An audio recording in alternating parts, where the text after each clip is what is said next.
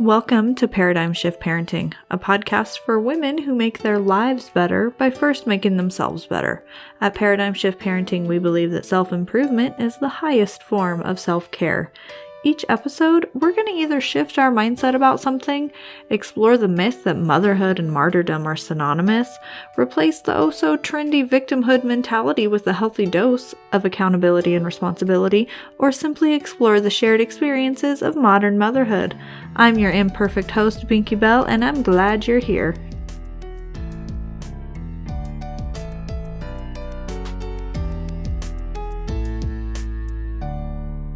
Hey guys, welcome back to another episode. I'm so glad you're here. Today we are going to be talking about a post that I found on Instagram, as always. The title of the post is, "You Should Stop Saying These Things." It's from the account Psych to Mommy. She's a psychologist. She apparently focuses on motherhood and mental health and stuff. She seems to be doing a fantastic job. Her content seems to help a lot of people. Help a lot of women feel seen. Overall, really, really great things. But in this post, I saved it a long time ago whenever it was originally posted, and I've always gone back to it to kind of try to figure out like why it doesn't resonate with me, what my problem is with it, because whenever I read it, I was just kind of like, ugh. So I shared the post on my Instagram, so if you're following me on Instagram, you have seen it too. The post basically says, you need to stop saying these things. And she lists a few things, and I really only took issue with one of them. And we'll talk about the one in just a minute. But, in the caption, she says, I know I'm going to get a few comments from people who say, I don't mind when people say these things, or I find these statements to be helpful. And then she goes on to say, but you know what? A lot of people do care. A lot of people find it hurtful, even though these comments are well-intended, right? A lot of people find them hurtful, so we need to just stop saying them completely. Now, some of the things that she listed were like, so many people have it so much worse than you. You should enjoy every minute. Everything happens for a reason. Stay strong. Have you tried? And then fill in the blank with a bunch of suggestions. You're going to miss these days. Things like that. And now that post, that belief that we should stop saying these things isn't necessarily insidious. It's not a bad thing on the surface, and I don't even disagree that in the moment, if you're engaging with a woman who's vulnerable and struggling, that some of these things shouldn't be said. Maybe all of them shouldn't be said. But I think what I have an issue with is like this full stop, like just never say these things. Don't say these things anymore. And I'll explain why again in just a little bit. But first I want to talk about the one thing in there that I really took issue with, and that's the have you tried and then fill in the blank. She says to stop making suggestions, and this is something that I've seen a lot of lately, probably over the last year. There's like this weird crusade against suggestions, like we aren't supposed to suggest solutions to problems whenever people are offloading their problems on you. Obviously you can tell by my tone that I think that's kind of absurd. I've talked before about venting and ranting and raving, and me personally, you can vent and rant and rave to me one time about a problem, and then after that we're going to be talking about solutions, because I don't believe it does anybody any good to sit and rant and rave about a problem. All right, we got to focus on solutions, and the only way, whenever you have a problem, you only have the tools that you have. All you've got is what's in your toolbox, and sometimes you have a problem that requires different tools, new tools, different strategies, and the only way you're going to find those is if you seek them out or someone suggests them to you. So I'm not cool with this like anti-suggestion mentality. I think it's weird. And honestly, I'll go even further and say that it's further isolating women. Because here, obviously this episode is not scripted. I'm kind of off the top of my brain right now. But something else that it really makes me think of is that we are always talking about the village, that we want the village, we need the village. And I say again, we forget that what comes with the village is unsolicited advice. The village is going to have some shit to say, especially if they see you struggling. They're going to try to suggest things to help you. And I don't think that we should be stopping that. All right. I think that sometimes we take these little things like this image, this post that I'm talking about, and we get too rigid with it. And we isolate ourselves further because every time we shut conversation down, even conversation that we don't like, when we shut it down, we're further and further and further isolating ourselves. If you're in a position where you want to vent and you need to be vulnerable, you're having a problem, it's 100% your responsibility to tell the person, hey, I'm not looking for suggestions right now. Can I just talk to you? And then let it be that. I don't like the powerlessness of expecting society to suddenly be woke and progressive enough to know that they shouldn't be saying these things. I think you should take a little bit more control of the conversation, take into account who you're talking to, who you're choosing to share your problems with, and let them know whether or not you're open to suggestions. And I think, again, we also have to be very, very careful of becoming the toxic friend. All right. Nobody wants to talk about the fact that sometimes when you are complaining and your friends are giving you suggestions, sometimes you can get to a point where you're abusing your friendship.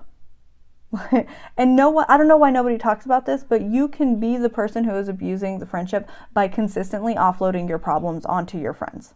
Okay. So, again, I don't know, just food for thought. I'm kind of thinking out loud here.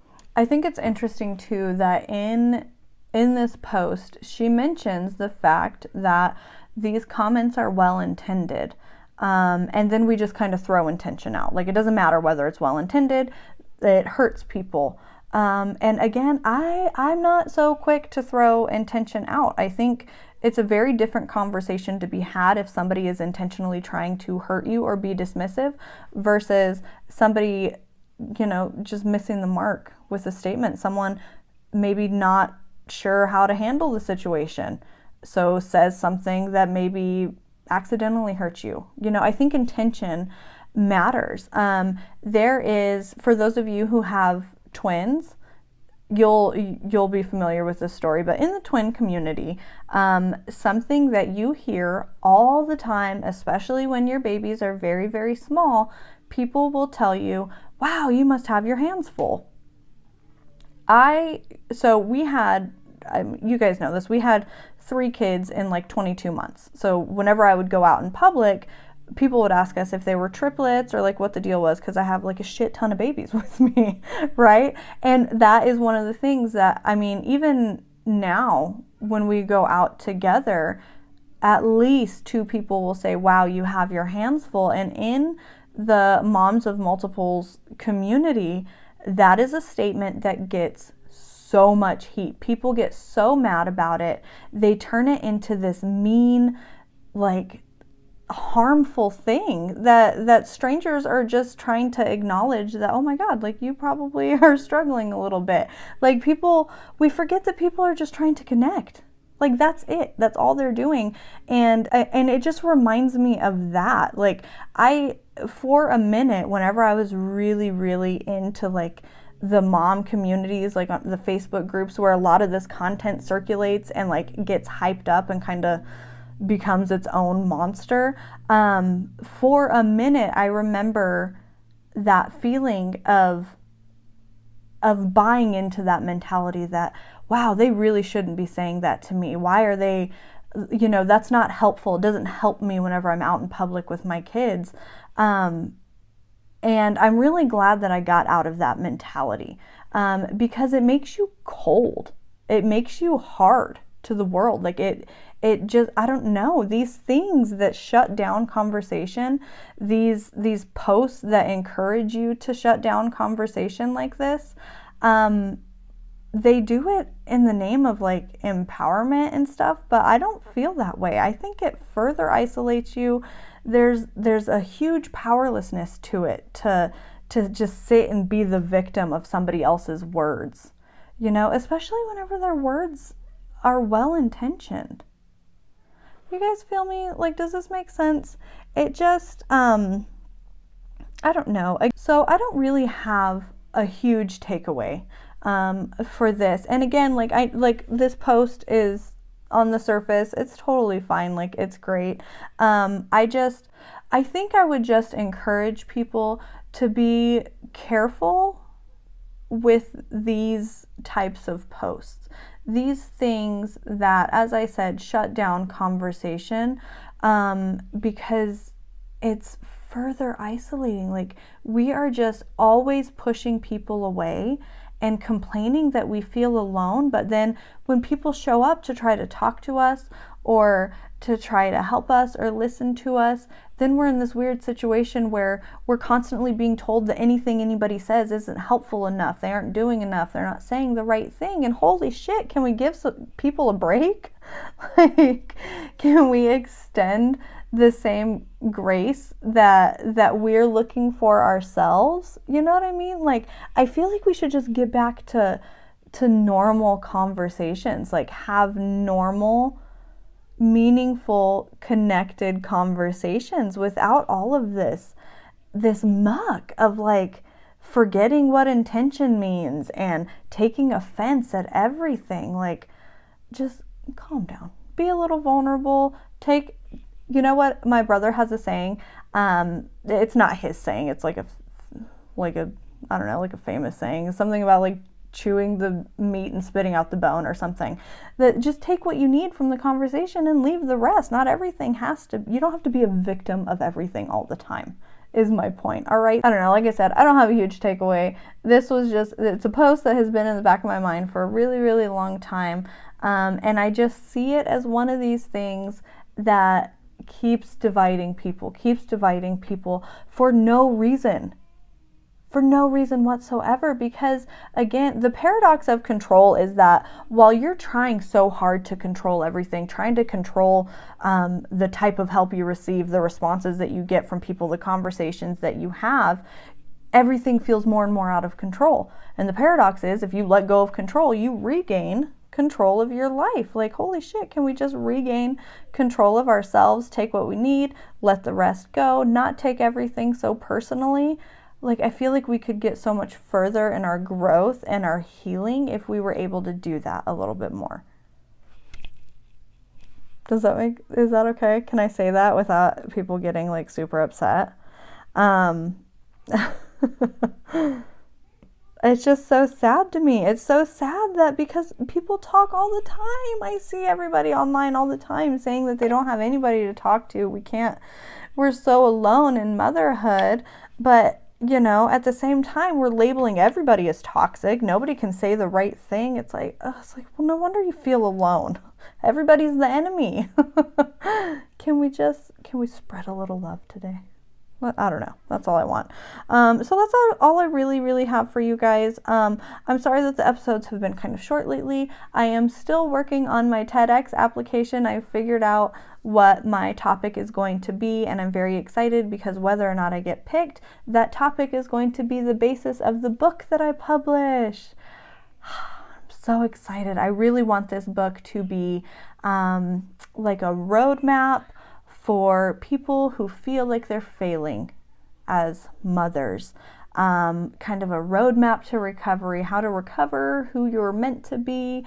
I don't know, I'm working out the pieces, but I'm really, really excited. If you made it this far, thank you for listening. Come by my Instagram, let me know what you thought, and I will see you guys next week in the next episode.